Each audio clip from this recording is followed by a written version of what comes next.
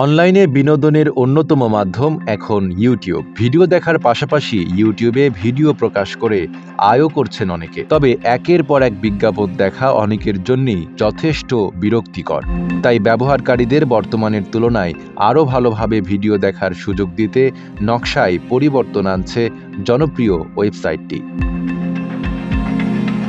অনলাইনে বিনোদনের অন্যতম মাধ্যম ইউটিউব এবার আরও বড় পরিবর্তনের পথে হাঁটছে। ভিডিও দেখার অভিজ্ঞতা উন্নত করতে এবং আয় বাড়াতে প্ল্যাটফর্মটি নকশায় পরিবর্তন আনার পাশাপাশি সাবস্ক্রিপশন ভিত্তিক কন্টেন্টের দিকেও জোর দিচ্ছে। বিজ্ঞাপন নির্ভর মডেলের বাইরে গিয়ে বিকল্প আয়ের পথ তৈরির লক্ষ্যে ইউটিউব আবারও প্রাইম টাইম চ্যানেলস সম্প্রসারণের পরিকল্পনা করেছে। তবে এখানে বড় চ্যালেঞ্জের মুখে পড়বে ইউটিউব।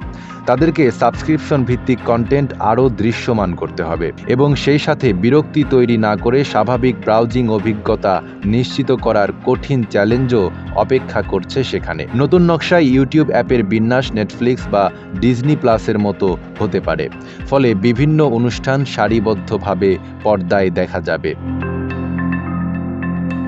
সাবস্ক্রিপশন ভিত্তিক কন্টেন্টের জন্য প্রাইম টাইম চ্যানেলস বিভাগকে আরও সুস্পষ্টভাবে সাজানো হতে পারে। এই আপডেটের আরেকটি গুরুত্বপূর্ণ দিক হলো ইউটিউব কন্টেন্ট ক্রিয়েটররা তাদের ভিডিও নির্দিষ্ট শো পেজে পর্ব ও সিজন অনুযায়ী সাজানোর সুযোগ পাবে। অনেক কন্টেন্ট নির্মাতারাই সিজন ভিত্তিক সিরিজ বা দীর্ঘমেয়াদী ভিডিও তৈরি করেন, তবে প্লেলিস্ট ব্যবস্থার কারণে এসব কন্টেন্ট খুঁজে পাওয়া অনেক সময় কঠিন হয়ে দাঁড়ায়। নতুন বিন্যাসের ফলে এসব কন্টেন্ট আরও সহজে খুঁজে পাওয়া যাবে, যা ব্যবহারকারীদের ভিডিও দেখার অভিজ্ঞতাও উন্নত করবে।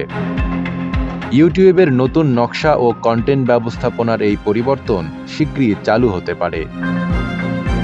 নাইম আরাবি, ঢাকা পোস্ট।